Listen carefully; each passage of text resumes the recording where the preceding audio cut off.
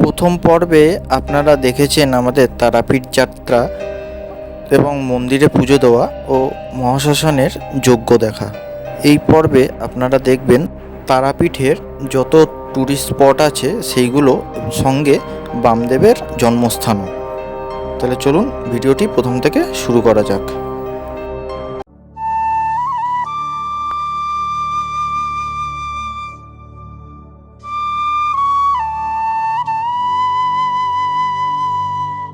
Good morning. ঘড়িতে বাজে এখন 9:36। তো আমরা এখনই রুম ছেড়ে দেবো, রুম ছেড়ে যাবো সাইট সিন। তাহলে চলো একবারে টোটো গিয়ে দেখা হচ্ছে। টোটো বুক করতে যাওয়ার আগে হোটেলের উল্টো দিকে চায়ের দোকানে লাল চা খেয়ে নিলাম। চা খেয়ে নিলাম। তো এখন যাই টোটোর সামনে। টোটো বুক করা হয়ে গেছে, ফোন করে নিয়েছি, গেটের সামনে দাঁড়িয়ে আছে। তো টোটোয় বসে গেছি। তো আমাদের ভাড়া পড়লো 250 টাকা করে। তো আমাদের মোটামুটি 8খানা মন্দির ঘোরাবে, যার মধ্যে থাকবে আটলাম মন্দিরও থাকবে। টোটোয় উঠে গেছি। এখন আমাদের প্রথম স্পট হলো প্রভু বাঁকারায়ের মন্দির এবং ওর সামনেই আছে জগন্নাথ মন্দির। তারাপীঠ মন্দিরের সামনে থেকে টোটো বুক করলে মোটামুটি সময় লাগবে 2 ঘন্টার মতো এবং পথ হলো ওই 22 কিলোমিটারের কাছাকাছি।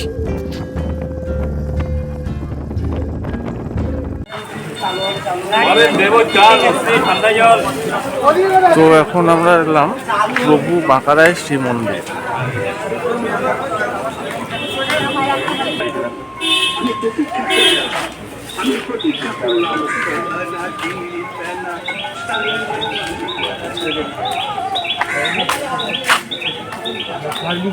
প্রভু বাঁকারায়ের মন্দিরের যে মেন গেটটা, ওই মেন গেট দিয়ে ঢুকেই ডান দিকে দেখতে পাবেন শ্রী শ্রী নিত্যানন্দ প্রভু পিতা হারাই পণ্ডিতের পাতাল শিব মন্দির, যেখানে কোনো শিবলিঙ্গ নেই, একটা শিব ঠাকুরের ফটো রাখা আছে ওখানে।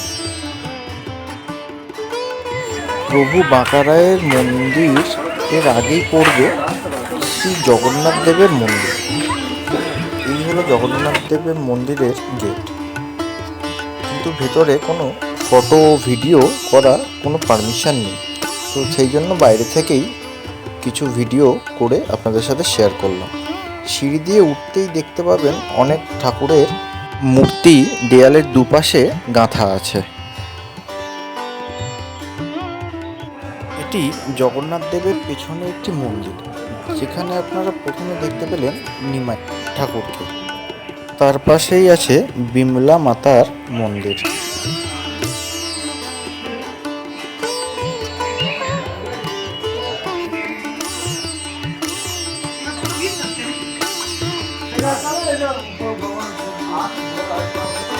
আর এটি হলো মা লক্ষ্মীর মন্দির।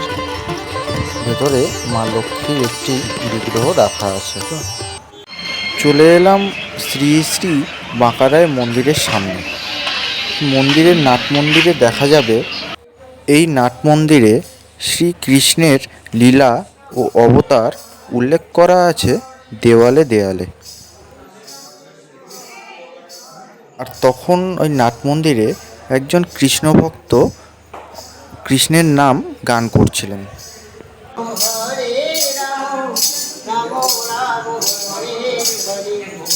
তো এটি হলো মূল মন্দিরের রাধাকৃষ্ণের বিগ্রহ। আমাদের প্রথম স্পট ঘোরা কমপ্লিট হলো। প্রথম স্পটে আমরা দেখলাম জগন্নাথ মন্দির এবং বাঁকারাইয়ের মন্দির, যে দুটো এক জায়গাতেই আছে। তো প্রবলেম হলো কোথাও ফটো ভিডিও করতে দিচ্ছে না, কিন্তু আমি যেইটুকুনি পেরেছি সেইটুকুনি ভিডিও করার চেষ্টা করেছি। চলো নেক্সট স্পটের দিকে যাওয়া যাক। তো চলে এলাম আমাদের নেক্সট স্পট ইস্কন মন্দির। এই মন্দিরটি অবস্থিত বীরচন্দ্রপুর। আপনারা এখানে চাইলে প্রসাদও খেতে পারেন, কাউন্টার রয়েছে, এবং চাইলে আপনারা এখানে থাকতেও পারেন। আর এটি হলো পুজো দেওয়ার সময়সূচি। আসলে এই রকম অনেক মন্দির মহাপ্রভুকে উৎসর্গ করে বানানো হয়েছে। আর এই মন্দিরটি তৈরি হয়েছিল 2016 সালে।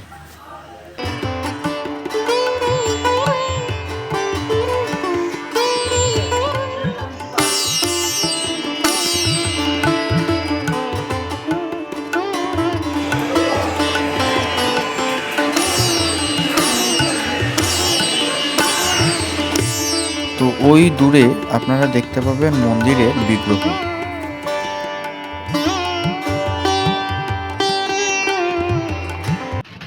আমাদের নেক্সট স্পট হলো নিতাইবাড়ি বা নিত্যানন্দ প্রভুর জন্মস্থান। তো মেন গেট থেকে প্রবেশ করে দেখতে পাবেন সামনে নিত্যানন্দ প্রভুর বাড়ি, এবং বাদিকে একটা মন্দির আছে, আর মন্দিরের ঠিক সামনে একটি পুকুর আছে। আর আরেকটা কথা আপনাদেরকে জানিয়ে রাখি, এই মন্দিরে আপনাকে প্রবেশ করতে গেলে প্রথমে ফোন জমা রেখে যেতে হয়। আমরা নিতাইবাড়ি ঘুরে আসার পর চলে এলাম গৌরীমঠ। গৌরীমঠে এসে প্রথমে আপনারা দেখতে পাবেন রন্ধনশালা বা রান্নাঘর, এবং তার পাশেই দেখতে পাবেন শ্রী শ্রীল ভক্তি নির্মল আচার্য মহারাজের একটি মন্দির।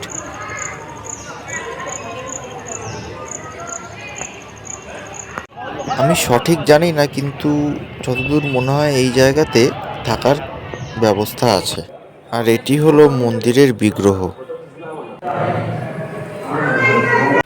গৌরী মঠ থেকে বেরিয়ে কিছু দূর গেলেই পড়বে এই জানুকুণ্ড। এই পুকুরের ইতিহাস আপনারা একটু আগে বোর্ডে দেখে নিলেন। এই জল নাকি খুবই পবিত্র, এবং মাঝখানে যে ত্রিশূল মতো দেখা যাচ্ছে সেটি কিন্তু একটি মন্দির, মানে এই জলের তলায় একটি মন্দির আছে।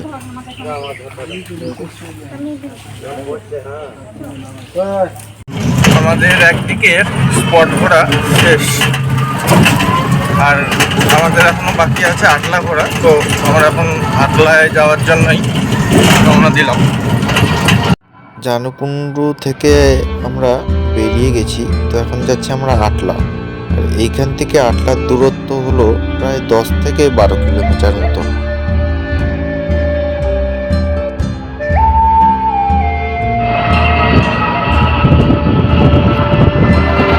তো ফাইনালি আমরা এসে পৌঁছালাম আটলা।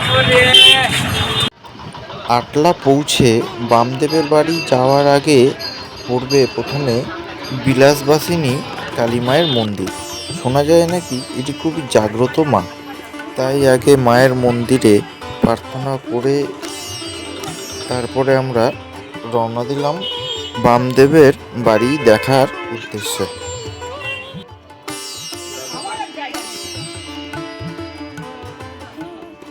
তো এখন আমি ঢুকছি বামদেবের বাড়ির সামনে, যাকে আমরা মামা ক্যাপা বলেও চিনে থাকি, এবং তার আসল নাম হলো বামাচরণ চট্টোপাধ্যায়। বামদেব জন্মগ্রহণ করেছিলেন 1837 খ্রিস্টাব্দের 22শে জুলাই বীরভূম জেলায়। তিনি একজন সাধক ছিলেন, এবং আমরা সবাই জানি তিনি তারামায়ের খুব বড় ভক্ত ছিলেন। এখন এই মুহূর্তে বামদেবের বাড়ি কিছুটা এইরকম। বামদেবের বাড়ির ঠিক পিছন দিকেই দেখা যাবে একটি কালী মন্দির।